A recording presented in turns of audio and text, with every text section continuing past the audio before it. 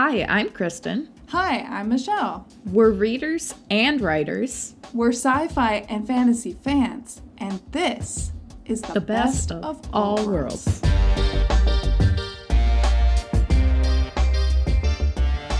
Hey everyone, welcome back to our podcast. And today we're going to be talking about a series that both Michelle and I very much enjoy, which is the Dresden Files. Yes! I love the Dresden Files, like, a lot. Yes, it's definitely one of my favorite series, and it definitely takes a commitment to get through all the books. Yeah. But it's absolutely worth talking about, and especially with the newest book just coming out. We wanted to go through our review of the series up until the new book, so there will be no spoilers for 12 months in this podcast. But we're going to start off with a non-spoiler discussion for anyone who hasn't read the Dresden Files but might have an interest in picking it up.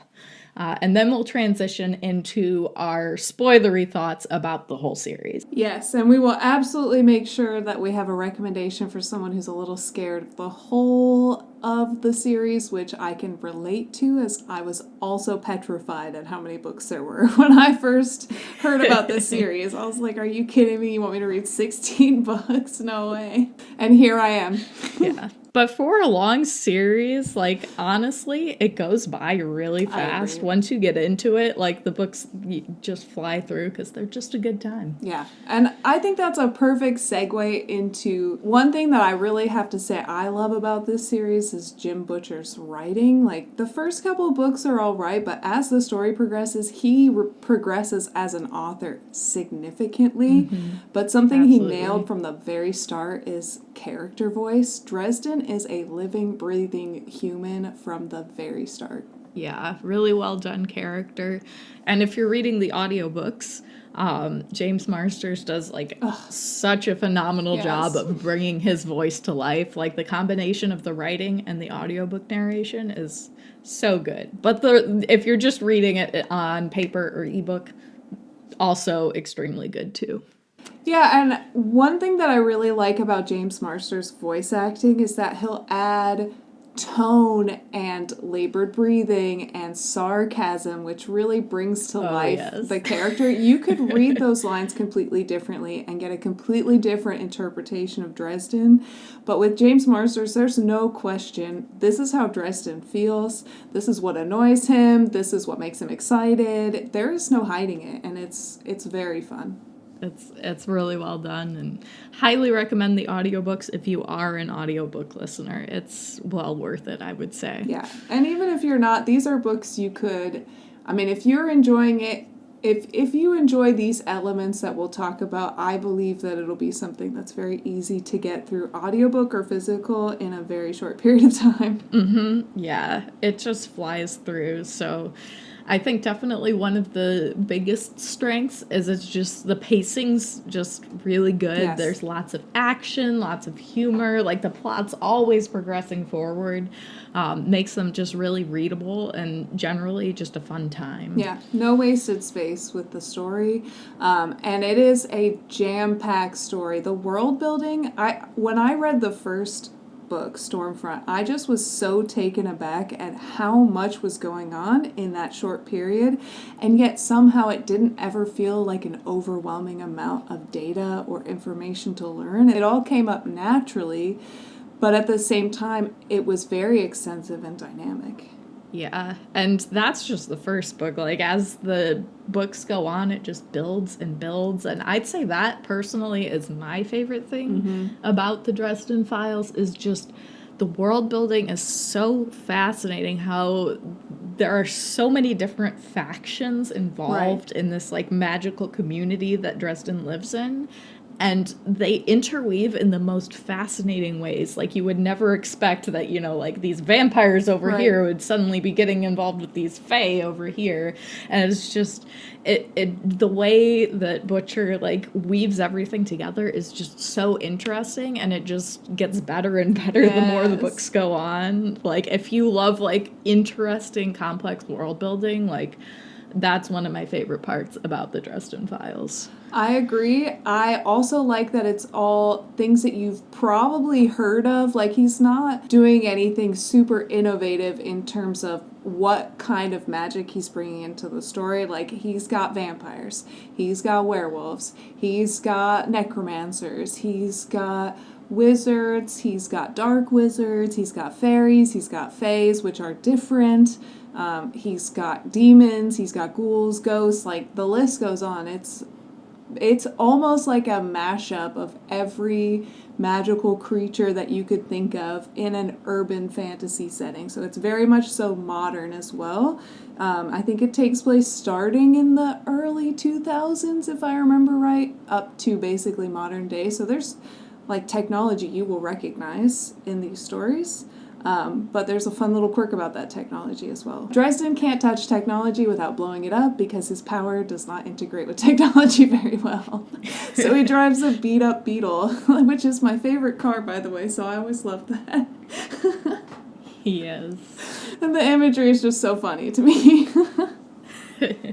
It is fun, and I have a love for urban fantasy, you know, being a kid who grew up on, like, Harry Potter and Percy Jackson. Like, I love stories that can, like, play with, like, a really interesting magical world that, like, overlaps with our real world. Like, it's a good time. So I think Dresden Files is one of the best for really striking that balance super well. Yeah. Oh, and speaking of bringing in the real world, I can't believe I didn't even mention this. There's also mobs involved, and it's in Chicago, so of course there's mobs involved, which just makes it that much better. I'm someone who prefers sci-fi, but I really enjoy urban fantasy because it still allows for technology and more modern things to exist, which is something I really enjoy reading. From my perspective, as someone who prefers sci-fi, this hits a lot of things that I like anyway, especially with the main character being a private investigator. Harry Dresden is a private investigator wizard, which I absolutely love. Yeah, it's definitely a good time because, like, it allows for him to do, like, wizard stuff, but also detective stuff. Yes. So you get the best of both worlds. Exactly. So if you like detective stories, if you like cop stories, this is going to be right up your alley. It's kind of like a Gumshoe type story series, but in a dark, gritty fantasy world. And that'd probably be the last point I want to bring up about this series that I really love, which is that it's just the emotions and, like, the situations and, like, the psychological, like, themes that are explored through this story are, like, shockingly good considering, like, all the humor and action and, like, all the things that you would expect from the story. It just goes so much deeper than that. Yeah. And I really love and appreciate that. Like, the character arcs are fantastic. Absolutely. Like, these characters go through so much and have to change and grow and explore some really hard things. Yeah. And I love a story that can balance both, where it can have fun and action, but it can also, like, go really serious when it needs to. And I think that's another thing that the Dresden Files excels at. Yeah, and I think that's part of what kept me going for so long because, and we'll talk about this later, there was a book that after I read it, I almost stopped, but I kept going anyway, and I'm super glad that I did because after that I met my favorite character. But the character development is, I also felt it to be shockingly deep considering all of the other elements related to it. It could have just been another popcorn style fiction that you just get at the store in the dollar section. You just pick the paperback up, you know, just like a standard fantasy book that you would see at any bookstore. But it actually is just so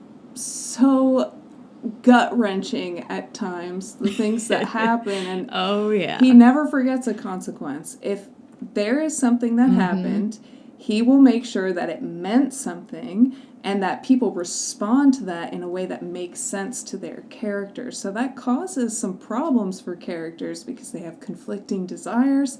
And again, he never drops any of those. He keeps his characters consistent throughout and provides character arcs for most of the main characters.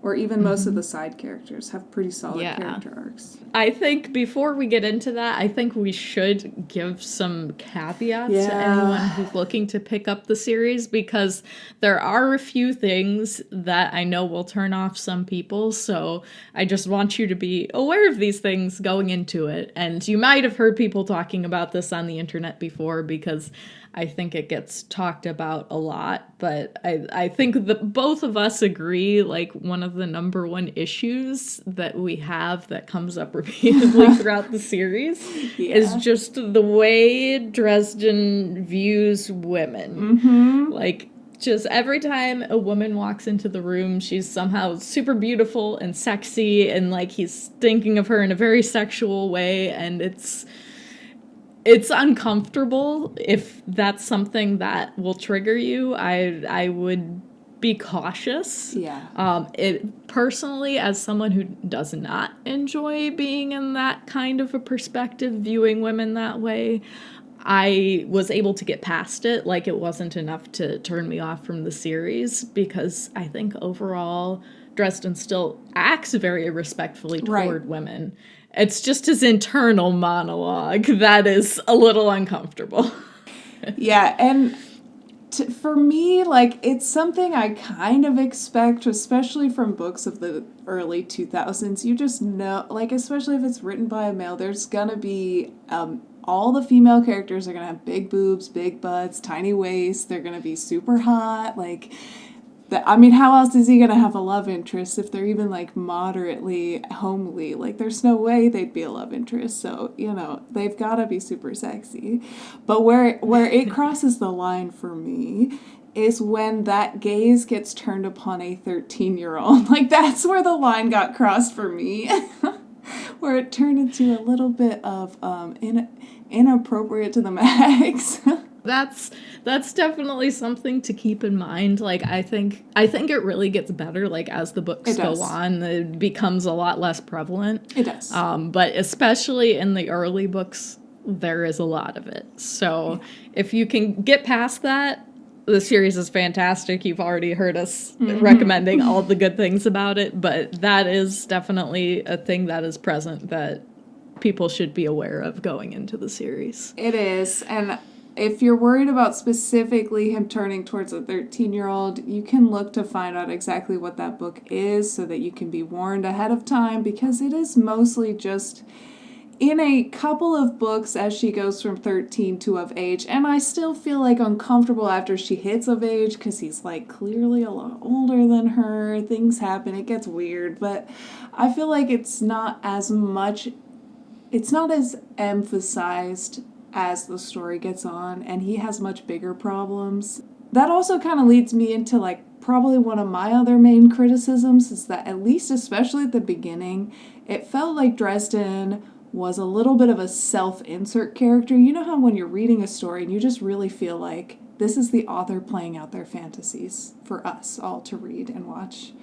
That's the impression it gave me from the very start. And until the character development started happening, that's part of what kept me from being as invested in the story. Yeah, I feel like for me it felt less like a self-insert and more like a stock, like, insert, like, noir detective type dude here. That's true. I could see that as well, And that's kind of the vibe I got. That was just, especially the first and second book. Like, the second book just felt like a rehash of the first book. A little bit, yeah. But more annoying because we already been through this in the previous book. So I definitely felt the struggle in the first few books. Like, I rated the first 5 books in the series all 3 stars on my personal scale, but they go way up from there.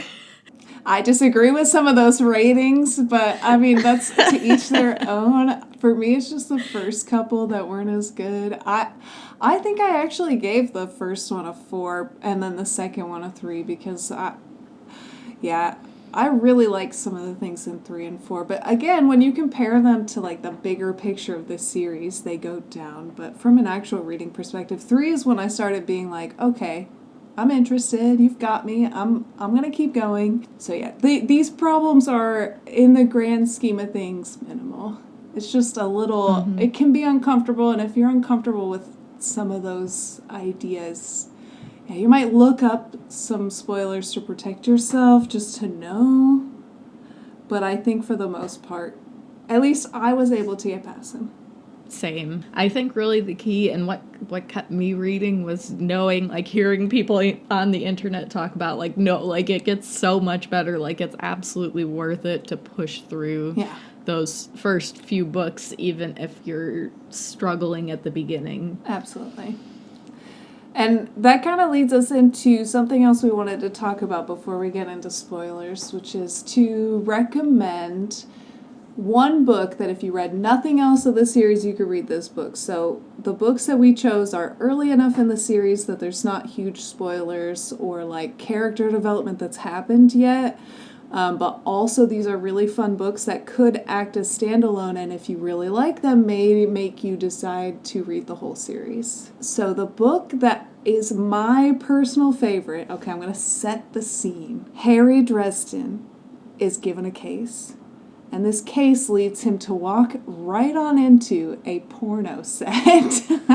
Talk about male gaze on Max, but it's comedic throughout the entire thing. He's trying to be respectful. Things get really weird. There's vampires involved. The way the vampires work is very interesting. It's kind of a unique take on how vampires work. And of course, you got this backdrop of a porn set. And I actually found the mystery to be really compelling, but I think what made me so invested was just the absurdity of the entire book the whole way through. I really enjoyed it, and I think if you're going to read none of them, that would be a good one to just read to get a good sense of, like, what is this whole series about. And I know that might sound like a turnoff that it takes place on a porn set. I know for me, when I picked it up, I was like, what?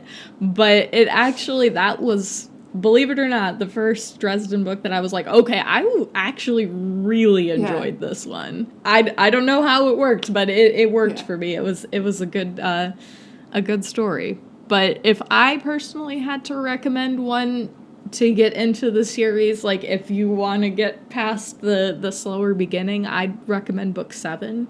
I'm gonna get into it in my favorite elements of the series, but book 7 I think was like the first just like home run book for me. Like that one was just an absolutely fun time with also some really great character moments, and the ending is just chef's kiss. No notes. Yeah, no, that is the book that immediately succeeds the Blood Rights book. So it is when we're getting into the peak of the story. Like after Blood Rights, once we get into Deadbeat introduces one of my favorite characters in the whole series. I'm so glad that's the one you're recommending to people, because if you don't read mine and like the porn set like turns you off, I totally get that. If you read Deadbeat, you will meet the best character in the whole series. You will fall in love with him just like I did. He is the cutest little polka playing mortician ever named Butters, and he is so cute. So yeah, those are 2 options if you don't want to start at the beginning. I started at the beginning personally, and I think it's still worth reading the early books, but if you're like, nope, I'm not interested in it, these would be our recommendations to get started. And I also started from the very beginning, and I think if you don't like the first book, you're probably not going to like the series, because although the first book isn't the strongest across the board, it introduces what you're going to be getting into in the story. It introduces the political intrigue, it introduces the character and gives you hints at what his character arc's going to look like. It introduces the fairies, it introduces the vampires, like it introduces the mob, like all these like different forces are coming together. So if you don't like the first one, you probably wouldn't like the series. So if you're wanting to brave it and get ready to just dive off the deep end and just go from start to finish, you can't go wrong with the first one either. I do want to point out, if you like the character and you like the world building, even if you don't like the plot, you might still like the series because the plots get more interesting, at least to me, as the story progresses. The plots do get more interesting. That book is very self-contained, and it also feels like he was kind of reading a beat sheet, like kind of doing your stereotypical mystery novel, and that gets a lot more improvement throughout the series. And then there's overarching plots that happen in the later books as well that help tie them together more, so it really gets expounded upon a lot after the first book in terms of plot. Time to talk spoilery thoughts? Yes! All right, let's dive into it. All right, for anyone who doesn't want spoilers, this is your chance to turn away, or if you're like me and there's no amount of spoilers that would ever stop you from reading something, welcome to the best part of this conversation, where we can stop being vague and we can start being specific. And again, no spoilers for 12 months will be said, because neither of us have finished. Yeah, so also don't spoil it for us. We are, yes. So we are only going up through Battleground right now, and we have intentions to do a spoiler review of 12 months once we are finished reading it. Yes, and I am very excited about that. So I know that earlier you probably heard me say Butters is my favorite, and he is. He really is my favorite. He's just so sweet, so cute. I want him to be in every single book. But when it comes to investment in the story and what really is important to me, my favorite character in terms of what they add to the series is Mab. Mab is the Fae queen of the Winter Court of Fae, and Fae are not to be confused with fairies. Fairies are the little, like, Tinkerbell-sized creatures that have wings, they fly around. Fae are the creatures that create deals with people. And what I really enjoy about that, I've always loved the premise of the genie with the 3 wishes, where what you wish for you will get, but will it be exactly how you envisioned? I've always loved that concept, so having a character who embodies that is really fascinating to me. And she creates these deals and situations that really make Harry do questionable things. She is really the main driving force of his questionable behavior. Yes, for sure. And, like, a thing that I appreciate about her is, like, at the beginning, she starts off as just like, oh yeah, big bad fairy queen. But then, like, the further it gets on into the story, like, you start to kind of understand why she's doing the things she's doing and pushing Harry in the direction she's pushing him. And it just makes her, like, all the more fascinating. Absolutely. That is exactly what is most fascinating about her, because she does kind of come off like the big bad evil guy kind of from the beginning, and you really don't want to like her at the start. She's interesting, don't get me wrong, she is fascinating. The fact that he can effectively make you empathize with her is very fun. Again, kind of going back to some of my favorite tropes. Yes, no, I love, like, a good, like, villain who's not quite as evil as you thought they were. And that's definitely, like, the further you get on, once you realize that, like, the Winter Court's, like, literally fighting this, like, existential battle against, like, another, like, realm, it's suddenly like, oh, a lot of her choices make a lot more sense now, and it's just fascinating. He really allows you to contextualize what a life that is that long actually does to a person, in that she starts to see mortals as kind of like blips, you know, they're only there for a season in her mind, because her life is so, I mean, we're talking thousands of years, that, like, watching one person rise and fall, someone like Harry who may live longer than the average human is still not going to be more than a drop in the bucket in her lifetime. I do really enjoy, like, a good, like, immortal character. Like, that's another, like, trope that I think I enjoy, like, the exploration of. And yeah, I think Mab is a very good example of that. Just seeing, like, how she actually, like, used to be human once, but now she's very much not. That was the reveal that really, like, kind of shook me to my core. I was like, say what now? Yeah, definitely creates a lot of drama and a lot of really interesting stakes, especially in the later part of the story. Yes. And if I recall, she first shows up in the fourth book, right? The Summer Night, and then it escalates further and further throughout the series. Yeah. She's definitely worth the wait. Yes, for sure. Like, I definitely would not have predicted, like, in the early books that Mab would be one of the most interesting characters, but lo and behold. Yes. I just, overall, like, there's a lot of trends of fae going on in literature right now, and my favorite type of fae are the sketchy fae who will stab you in the back and tell you, like, truths to your face, but be, like, very duplicitous about it. Like, that's my favorite kind of fae, and that's exactly the kind of fae that is in the Dresden Files, and Mab is a very good example of it. They will never lie to you, but they will withhold information very strategically to get you to do what they want, and I love a schemer. I love a schemer. Yes. Oh, there's plenty of scheming going on in that fae court, for sure. So, your favorite character is kind of on the other end of the spectrum there. Yes. So I went completely to the other end of the spectrum for my favorite character, and that is Michael Carpenter. Yes. So this is probably a pretty popular pick. I feel like most readers of the Dresden Files really like Michael because, I mean, what's not to like about Michael? He is just the best. Yeah. He is, like, literally a paladin. He is a Knight of the Cross. But he's a man of faith, but he also really practices what he preaches. He doesn't just go around judging people because they don't agree with him. Like, he's actually he's very kind and empathetic, and he stands up for those who need defending, and he's a really strong warrior, but he's also a family man. He's just, like, all of these good things put together, and just, like, for me, as someone who is religious, like, I think he's, like, one of the best written examples of, like, a good religious character in fiction. Yeah, I agree. And I just love that about him. I think he's like the kind of person that, like, I strive to be. Like, I want to be like Michael. He's just a good example of a human being. Yes. He is a character that the second he showed up, which I believe is in the third book, every book I was waiting for Michael to show up, and I actually got mad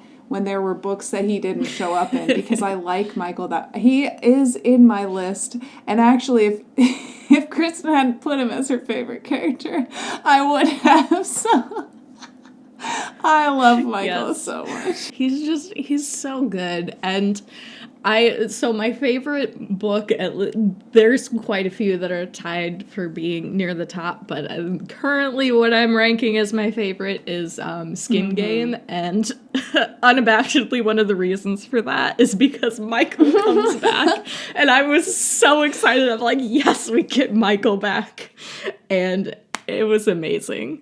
Dude, and he was out of the game for so long because of his injury. Like, he wasn't doing anything. He couldn't be a paladin, so he was just being a family man. And respect. Like, okay, I respect his choices. I do not disagree with his choices. But his choices impacted me being able to see him in action. Yes. And, like, that's the cool thing about, like, Michael is, like, he's just a good person, like, good and supportive of his friends and his family, but he's also just a badass, too. Exactly. Like, watching him fight is so fun. Yeah. And you touched on something about religion that I really appreciate about this series as a whole, is the way that they portray religious characters throughout over and over again is kind of the Christian ideal, right? It's a person who's accepting and open and willing to talk about their beliefs, and they will share wisdom, but they're not like, you're a blasphemer for not believing what I believe. There's no judgment. Like, Michael never once judges Dresden for not being religious, and Dresden is like as far from religious as possible, but they still have like a very wholesome friendship. Absolutely agreed. Like, I love that about Michael, that he can be both strong in his faith and accepting of people who don't agree with him. Like, these things do not have to be mutually exclusive, and you wouldn't really expect that from a story about, like, wizards and demons and vampires and stuff, you know? And meanwhile... But lo and behold, yeah, it's like... That's really just personally for me, that's something really cool about the series that I really appreciate. I appreciate it as well. In fact, it was a very pleasant surprise. My experience with a lot of my friends who are Christian are more like Michael than what people often portray. So it's nice seeing like he feels very realistic and grounded. But I guess this is a good time to kind of segue into our favorite world building elements. So we talked about our favorite character. Yeah. World building is where things get really interesting. So what's your favorite world building element? I kind of mentioned it when I was talking about Mad, but that's going to be the Netherworld, or basically the in-between world. So throughout the story, there's a lot of moments where they go to this land that is in between. It's like the underworld, Netherworld between. Like, it's like this weird liminal place. It's not quite the afterlife, but it's not quite the living world either. And in there are a lot of threats. So ghosts can be destructive in this place, whereas on Earth they can only like maybe do a little poltergeist, maybe make a little sound, but in the Netherworld they can kill you. There's ghouls, there's creepy creatures, and of course the Fae live in the Netherworld as well. So yeah, one of my favorites, and I know it's one of your favorites too, is Ghost Story. Yep. And that one's like pretty much entirely exploring like the ghost world and like the mechanics of that, and just the like almost like a whole new magic system, right. Which I, as a lover of magic systems, I really enjoyed that. Exactly. It adds a lot of depth to the magic overall, because in the Netherworld, magic is a lot stronger. It's very amplified, which increases the threats every single time they go in. It is not safe to go in the Netherworld, and it is always a scary thing when Dresden goes into the Netherworld. It is never comfortable when he goes in there. Mm-hmm. Nope. You're never like, oh, that's going to be fine. They're just going to... No. People are going to get hurt, and it is not going to go well. There are consequences. Yes. So I really enjoy that part of the world building. And yeah, Ghost Stories is definitely in my top 5 of the books. Partially for that reason, and also partially for the reason of it's one of the books that is like literally just dwelling on the consequences of the previous book and exploring the ramifications. And I love that. I love to explore like the psychological ramifications of like going through huge events, like what happened in Changes. Exactly. And what else I really like about this book, now that we're on that tangent, is flashbacks. I love flashbacks. That's why I love anime so much. Anime loves flashbacks. I love flashbacks. I love being forced to view characters' historical moments that deeply impact who they are. It adds a bunch of context to things he said throughout the throughout the series. I really enjoy it. So what about you? What's your favorite world building element? My favorite world building element, and I decided to go with just one of the factions within the Dresden world, and that is the White Court. I am definitely the kind of person where I prefer my villains to be more like schemy, machinations, political, like... I'm less about the monstrous villains and more about the very human villains. Yeah. So that is the reason why the White Court is easily my favorite, like, vampire faction in all of Dresden. Yeah. Because, they are very political, very intrigue-based. But they also have this really interesting element where their, like, vampirism is, like, they have this demon inside them that is, like, literally insatiable and needs to feed on people's life force. And they do this through, like, seducing people. But they can also do it in other ways. Yeah. But seducing is mainly the way they go about it. But it makes for really interesting characters. Like, one of my other favorite characters in this series is Thomas. He's so interesting because this whole series he's really fighting with this like insatiable hunger that he can't cure, that's just like intrinsic to him. and just trying to find, like, how can I manage this without, like, literally having to kill people to save my hunger. Like, he doesn't want to do that. He doesn't want to be a monster. But he's repeatedly forced into situations where his hunger gets the best of him, and it's so tragic, but it's so good. Yeah. And I think that's really what sets the White Court above the others for me, is that they're fun, they're schemy, they're intriguing, but they're also, like, just, like, really complex, and there's a lot of just tragedy wrapped up in the situation of what they are. Yeah. And I find it really interesting that he has multiple types of vampires and that they have different powers. So, like, when you think of your stereotypical vampires, you've got the Red Court. These are just, like, the vampires that drink blood. I mean, they're just very straightforward. They turn people into their ghouls. They force them to do things. Like, it's just pretty stereotypical vampire classic. Then you have the more, like, dark, evil. Like, if you think regular vampires are bad, these guys are super bad. They're just, like, the pure evil force, more or less.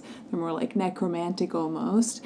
And then the White Court is they're almost good. You could almost see them as having good intentions, and their power works in a very different way, where they have, like, their saliva is like a drug, and if it touches you, you will be unable to stop yourself from giving in to them, which is how they can so easily seduce people. I mean, if you just have to lick somebody to seduce them, that's pretty easy. If you can find a way to, like, kiss their hand or something, you're in. And yeah, I like the more interesting take on what a vampire can look like, and I also appreciate their weakness as well. They have a very powerful weakness that if they get hurt, they get really hurt, and that is by touching someone who is loved, which is a crazy concept. That's a pretty big weakness. It's the mysterious power of love. Yeah. Which, talk about tragic as well, because that means if they love somebody, they can no longer touch that somebody, which is really tragic for Thomas. Yes. It's so good. I love it. It's just very unique, and it's not something that you see very often, which I appreciate. Absolutely. Anytime the White Court shows up, I'm like, all right, I'm invested. I want to know more. I want to see what happens. So. One of my favorite, most iconic scenes, it's not my favorite scene, but it is in my favorite scenes, is the first introduction we have to the White Court when Harry comes to this, like, high-class dinner party. It is a masquerade, sure, but this guy shows up to a place chock full of vampires, dressed up in, like, a dollar store Dracula costume. That just had me rolling, and that was in the third book, and that was part of what kept me going. I was like, no way they went there. And that was our first introduction to Thomas there at that party. So it was. Thomas is a good character, and I also want to do a shout out to Laura. Wow. She's also a very interesting character. She is. She's an enigma. You can never really 100% know what's going on in her mind, which made her very compelling as an antagonist for a few books. Yeah, she's honestly kind of like in the same vein as Mab, where she's definitely not good, but she's not entirely bad either. Exactly. She's kind of toes the line a little, which is fun. I enjoy a villain who does that. Yes, moral ambiguity. You may have noticed we like moral ambiguity here. Yes. Well, now I'm really excited because we've kind of saved the best for last, and this is where it's really going to get interesting, but like everything else that we said, I still feel like we avoided some spoilers, but we're about to talk about some... Mine's arguably more of a spoiler than yours, so I think we should start with your favorite, your, like, top scene in the whole series. Okay, so, not only am I sharing my top favorite scene in the whole series, I may be sharing my top favorite scene in all of literature. And that is not an exaggeration, but I will fully admit it is due to personal bias. And that is the scene in Deadbeat where Harry Dresden resurrects Sue the T-Rex to go into battle with zombies. It is just, when I started reading that, I was like, no, he isn't gonna do, oh my gosh, he's doing it. And I was so excited. I was on like a 3-hour car ride at the time, and I listened to that book like straight through, like no stops, no rest areas. Like I was going. I was like, oh my gosh. It was just like one of the moments in reading that I have ever had. It's so iconic. The imagery alone is like, you cannot get it out of your mind. That was my favorite thing that happened in the whole series up until then, and up until the scene that I want to talk about. And it's second to the scene that I want to talk about. That was such a phenomenal scene. Just the idea of him straddling on to the bones of a giant T-Rex in the middle of the Natural History Museum, and Butters on like right behind him, yes, playing the drums, having no idea if he's doing it right, and like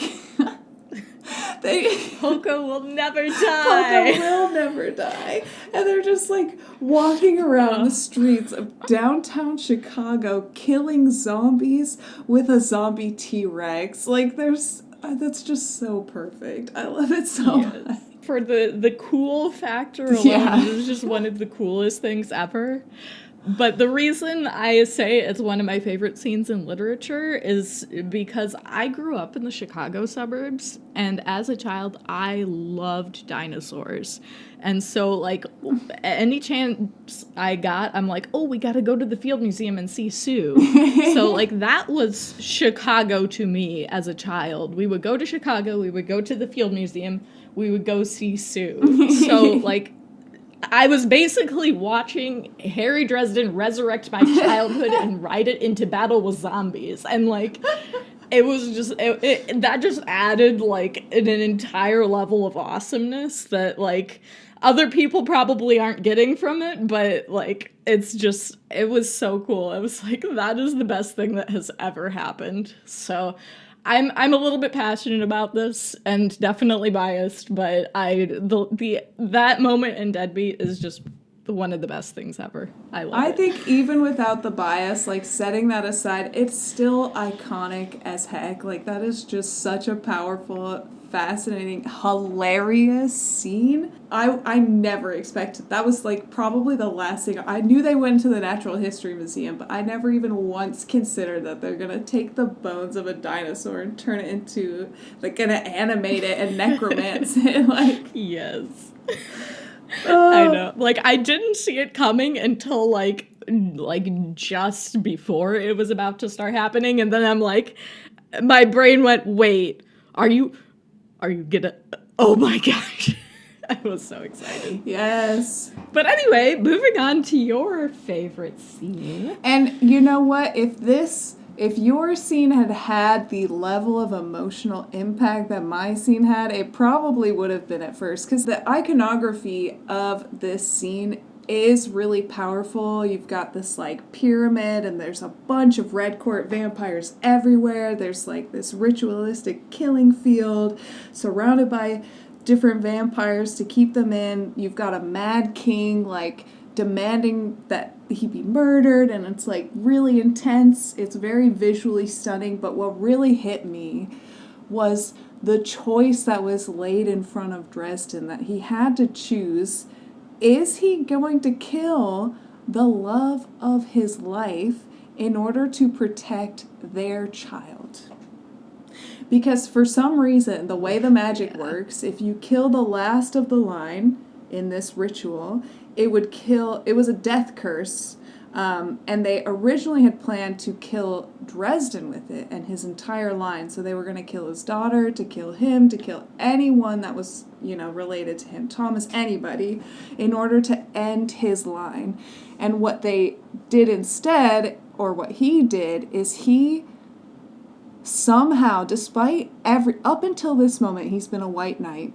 He has been protect the damsel in distress at all costs. There is no price that can't be paid to save a damsel. And Susan is one of the first damsels, and she's his first love interest. He made a literal child with her, and he makes the choice to kill her and end the entire Red Court in one fell swoop. Something that before this would have been unheard of, impossible, and it's only possible because the guy was crazy. He created this death curse. He tried to kill Dresden, and Susan, I mean, didn't Susan kind of like goad him into it, like tell him that's what he needed to do, or did he come up with it? Now I can't remember that exact detail. I can't remember the guy's name, but the guy who was with Susan kind of set her up to take the fall, and I do believe Susan was like, yeah, Dresden, you need to do this because I don't want to be a monster. Yeah. But it has been a while for me, and I was blazing through the end of that audiobook because I was running out of time at the library, so I didn't pick up all the details. It's just such a painful scene to watch because it really, I mean, changes. It's in the name of the novel. I mean, this is really where Dresden changes fundamentally as a person. Like, all up until this, like I said, he's been a white knight, and then he makes this choice. He has to choose to kill the woman that he loves, and in doing so, he threatens almost every area of his life by doing this. He creates a power vacuum. He goes against the will of the White Court. And it just is really, really problematic to be able to get away with that, and still, it is one of the most powerful character moments that I've experienced in a series, and it really hit me in the feels. And I think that's a pretty popular pick, honestly. I feel like a lot of people just love may not be exactly the right word. Like, it's not the same way I love Harry Dresden riding through the T-Rex into battle with zombies. It's more like love in the sense that readers love pain. Right. Exactly. But I feel like the readers of Dresden really love the pain of that ending. Yeah. There's a lot of really painful things that happen after that, and there are a lot of really emotionally impactful scenes, so don't get me wrong, this is not the most emotionally impactful or anything, but I don't know, for me it marked a turning point in the series where after this, the stakes were higher, the character changes were really strong, and there were a lot of consequences that snowballed from that one event. It's pivotal. Yes. Yeah, absolutely. It is so pivotal. I mean, it's called Changes for a reason. Like, that is the moment that it's like, okay, we're taking a hard turn in this series. Like, all, like, the stock things that were usually there. Like, you know, they always have to go down to the laboratory and do something with Bob. And they always have to have the Blue Beetle. And they always, you know, like, all of those stock things are just, like, gone. Nope. Car's gone. House is gone. Everything's gone. Harry's gone. Harry died. Because he died. Well, kind of. Mostly. He would have died. But, you know, again, Mab. Yes, Mab. It all comes full circle. But yeah, that is definitely, like, such a huge ending and, like, such a game changer for the series. Yeah, and some of my favorite books happen after that. Like, I think you mentioned Skin Game. Ghost Story. Yes, Skin Game and Ghost Story are two of my favorites. Yeah. And yeah, those both happen afterward. And of course, the epic battle of Battleground, which, and I know this is a popular opinion, but the fact they separated that into two books still makes me mad to this day. I know it would have been I would have rather they cut content than make it two separate books. I think we could have cut a few chapters. Yeah. I knew that the books were, like, supposed to be back to back, but also I didn't realize that the first book is literally just all build up and is not really a standalone book at all. That did disappoint me. It has no plot. Like, there's good stuff in that book, but yeah, like, there's no plot arc. It's literally all build up. And I think what makes it more obvious that that's the case is that every single book that he has written has a little bit of a template vibe. Like, it's really obvious early on, but he kind of uses the same structure in every book. So you can kind of anticipate where you're at within the story based on what's going on. You can kind of clearly know where things are going. Are you getting close to the climax? Like, it's all pretty templated in a way where it's like you know what to expect. So reading that book and just feeling that, it almost felt like a drag to get through Peace Talks. Yeah, I agree. I think it really, and I think I can be corrected if I am wrong, but I believe that was like a publisher decision to split it into two I books, think it like was. not the author's decision. And so, like, we're not putting this on Jim Butcher. Like, he probably wanted it to stay as one book. But yeah, it didn't work great splitting it up. Yeah. But yeah, that is our kind of preparatory thoughts on Dresden, as we are currently in the process of reading 12 Months, the most recent installment, which looks to be number 18 of the primary series. Of course, there's like side tangents and stuff that he's written as well, but number 18 in the main series. And we're very excited to finish it and then to be able to talk about it, and we're going to be able to get into it in depth, and I'm excited. Say no spoilers, but at least from the beginning and just from the setup in the previous book, this definitely seems like the kind of book that is going to explore consequences, because there was a lot of bad stuff that went down in Battleground, like so bad that I literally had to like step away from my computer while I was listening to the audiobook, and I was like, I need a moment, like I literally I need to stop because I need to process this. I cried like a little baby girl. I was very upset at things that happened, but for any of you who know, I love when major character dies. So I wasn't mad, but I was sad. It did hit me in the feels, and that's why I like characters to die off, because it can be really impactful. And the fact that I cried does mean that it was very impactful, because not a lot of books make me cry. It's much more likely that a movie will make me cry, because, you know, like the music, seeing their faces, and like all of that. Books, it's a little harder for me to get that emotionally invested, but I still got that emotionally invested. My review of Battleground began with, "This book was mean. It hurt me. I guess I liked it." Okay. And that pretty much sums it up. Maybe I was a little mad, because my comments say, I literally cried. I am mad. I understand it, but I don't like it. So maybe I was a little more mad than I remember. This is fine. But that's just a sign of how good he is at getting you emotionally invested in these characters throughout the series, that it's even 17 books in, we're still that invested. I mean, we put up with Peace Talks to get to the battle. No, Peace Talks isn't bad, okay? Yes, and there's still plenty more to resolve. But anyway, I'm curious to hear everyone else's thoughts as you guys tell us what are your favorite scenes, your favorite characters. Do you hate our points of view? Do you agree with us? Tell us everything in the comments, and follow, like, subscribe, all those things. Thanks for joining us, and we'll look forward to chatting with you in the comments. Woo!